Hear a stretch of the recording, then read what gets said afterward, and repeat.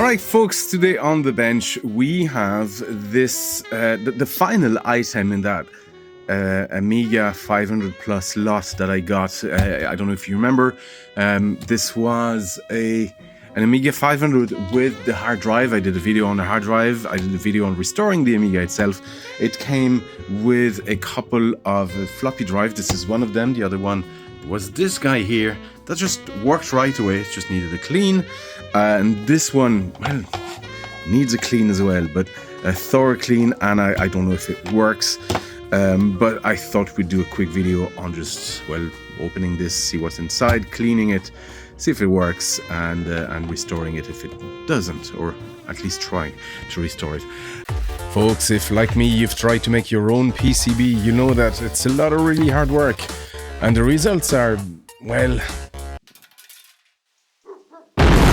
Thankfully, PCBWay takes the pain out of making PCB by doing it for you. They also do CNC 3D printing and injection molding, as well as helping you with the design of your idea if you can't even get it off the ground. So go to PCBWay.com and see what they can do for you, and thank you to them for sponsoring this video. With this was also a mouse and a power supply. All of it is now working, except this guy. Now, I didn't film the mouse, I just needed a new button, and this floppy drive, like I said, just needed a clean. The power supply we also saw in the hard drive, well, restoration, repair, it just worked, and there was not much to it, but the content of the hard drive was the interest in this video. So if you haven't seen it, just somewhere here. And otherwise, let's get started with this floppy drive. So this isn't an official Commodore or Amiga release. I see a serial number and a part number here, but that's about the only indication. There's no name of brand or anything like that. Can we even salvage these stickers? I don't think I'll bother. I'll just remove them and clean the whole thing, because it's quite filthy. And yeah, even the cable here just needs a thorough clean. So let's take it apart. There's 6 screws here, and I suspect we take the top off. So the plan is to hopefully get this to work, even though I don't quite need another external drive, but you know, if you have one, fix it. If this doesn't work, we could always try to replace this with a Gotek, because inside this is an interface that links the IDE connector to this and does some extra stuff, but we don't know if that works either. We don't know if the drive works.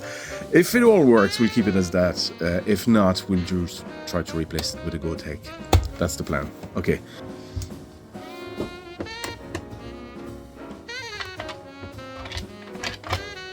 Alright, so that's what is in these mystery boxes. Essentially, it's just an IDE interface, a standard floppy drive. In this case, what is it? A Chinon FX 354, and yeah, I mean, it's a straight up floppy drive put into a case with a small interface.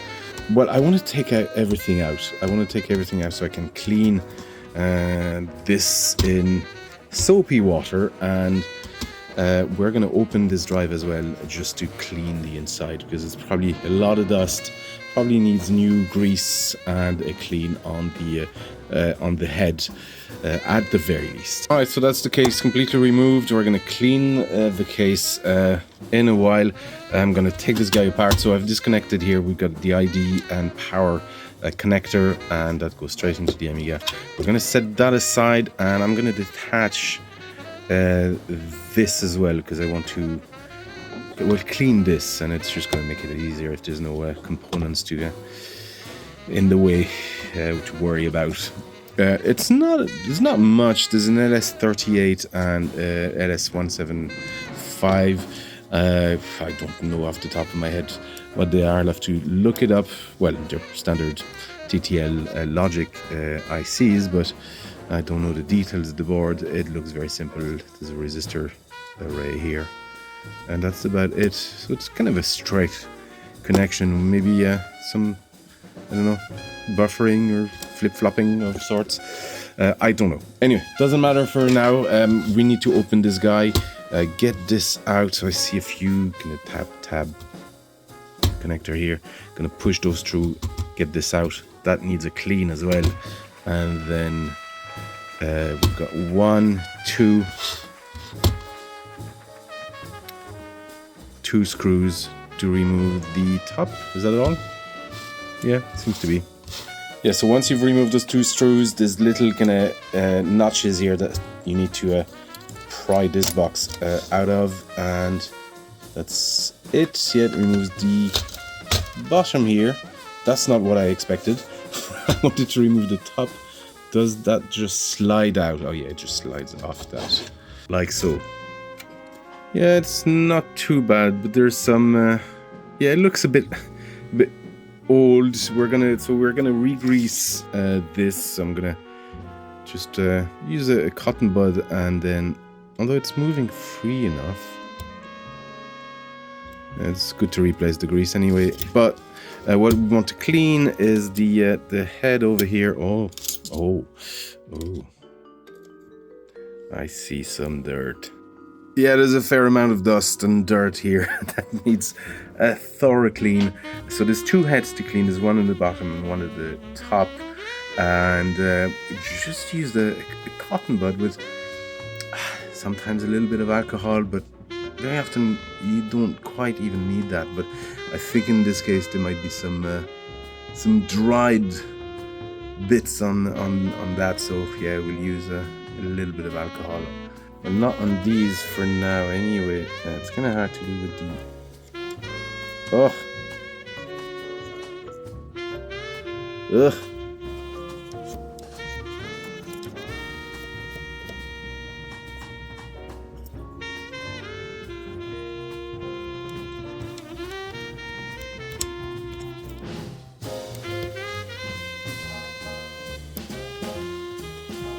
It's moving freely, so...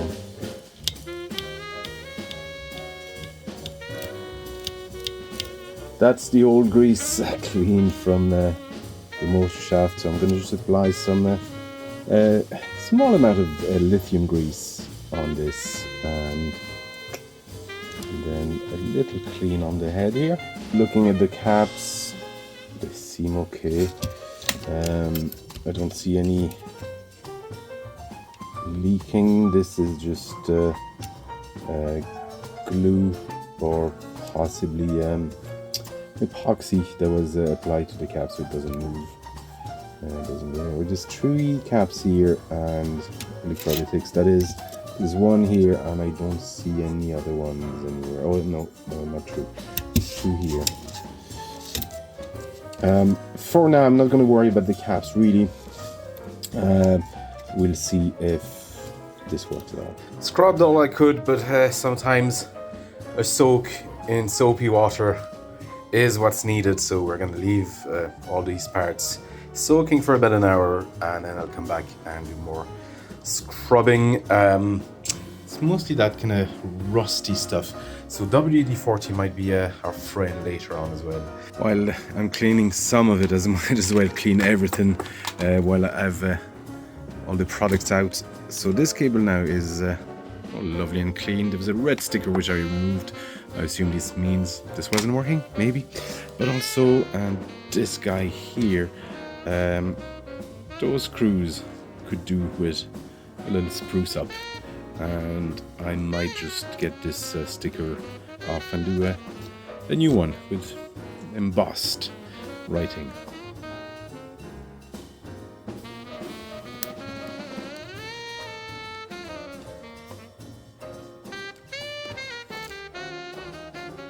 Alright, that's the front of the drive. This is upside down. The front of the drive all clean now.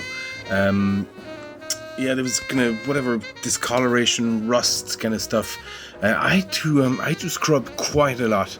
I'm afraid there was no magic product that could actually remove all the crud. There was a lot of elbow grease soaking in. Well, first soapy water. I tried alcohol, isopropyl alcohol, rubbing alcohol, same thing. But yeah, it was still stubborn. WD-40. I eventually had to use just a wire brush. this guy, just to get some of the deepest crud out of here. Same thing with this. Unfortunately, this doesn't fare as well, meaning there's still some discoloration. It's hard to see with this camera. Let me see if I can get a better light there, but yeah, you can see the still blemishes here and there. And I'm afraid this is in the plastic at this stage. So you can see where the old stickers were. Didn't want to keep them; they were barely legible. But this has, yeah, some discoloration. I think the only thing here that could actually help was probably be a retro bright, and I'm not a fan of retro bright. That's not true. Retro bright works, but now is not the season for it in Ireland. We won't get enough sun or heat, so I think we're just gonna have to live with it. I could try to spray paint it, but you're just hiding the problem with spray paint, and you know, battle scars and all that, and let the thing show its age. After all, it is old. So we're gonna put this back together here. I connect this to my Amiga and see what we have. I mean, the front is definitely better. It was far worse than this. The cable is now nice and clean, and yeah, I think the back's all right. Change the screw here, new sticker, but yeah, the case itself is just I think I'm gonna have to live with it. Let's power this guy, and we'll see if it powers on and see if it runs. All right, we got a drive here. I'm just gonna get a floppy to test with. We have here Amiga test kit and any signal, or maybe I need to select the drive. So let's just select DF2, pressing F2, and we're gonna do a DF1, sorry, by pressing F2. We're gonna do a retest our head calibration. Is our head? Oh yeah. Is this reading? Are we reading a disc F6?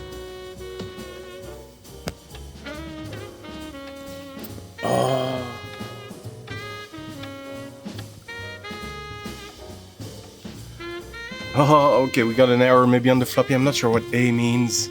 Okay, I'm gonna try a different floppy just in case. So, which one? With this guy here. I think this is working. It's always hard with floppies sometimes to know whether they're working or not. And let's just do a read. Yeah, this was the floppy, okay.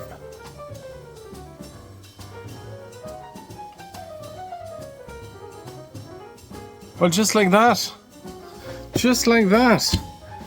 All it needed was a clean, and well, actually, it might have been working before. I doubted there was so much dust and crud inside, but we've got a working drive. I'm just going to boot to Workbench here and just launch something, maybe somebody's demo.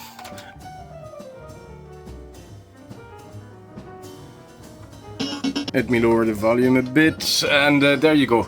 Yeah, so the drive is working, it's launching stuff, wonderful. I'm gonna use this demo now for every single Amiga video.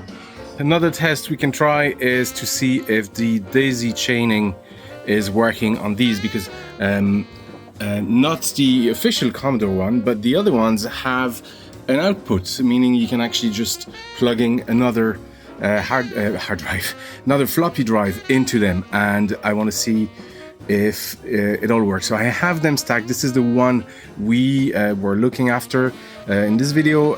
This is one I got years ago, and this is one that came with that same lot. So those two came together. So I know this one works, I know this one works, we now know this one works, and I want to see if we can still daisy chain. So I have them set up so the bigger is on top, but essentially we have, well, DF0 will be over there.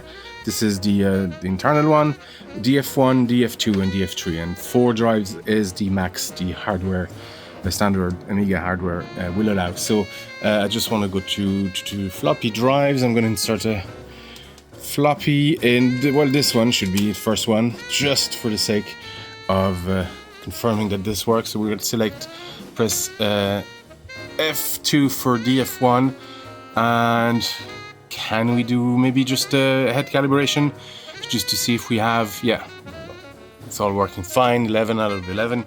Let's escape and just maybe do a quick read just to see if it reads stuff. Lovely. I've put a floppy in each of them, that way it'll be just easier to check what's going on. So let's select this guy with F3, DF2, and okay, so it's working. So the this is working as DF2, essentially the pass-through or whatever it's called, the daisy chaining is working. And let's select F4 for DF3. So now we want to check if this output here is working, and we can see DF3 here. Head calibration, yes, yes, yes. Okay, and we got a read. Wonderful. Anyway, there you go, folks. This is well, it's not. Is it a repair? We're not even sure it wasn't working in the first place, but I didn't want to risk, switching it on and then maybe destroying a couple of floppy disks in the process because there was so much crud and things weren't working. So always, at least for floppy drive, always just clean them first and then, see if there's any issues. I'm kind of sorry we couldn't do much more for the case, but this is the way it is. Like I said, we could retrobrite, but now is not the season for retrobriting anything in Ireland anymore. And spray paint, I don't know, I don't mind actually this coloration, and like I said, I do like battle scars on my items, so these are not display pieces. Anyway, folks, I hope this was interesting. This was just a quick restoration of an Amiga external floppy drive. Thank you for watching. You can always find me on social medias. Blue Sky is the main one, and there's a Patreon and YouTube memberships if you want to support the channel. Folks, thank you for watching, and I'll see you next time.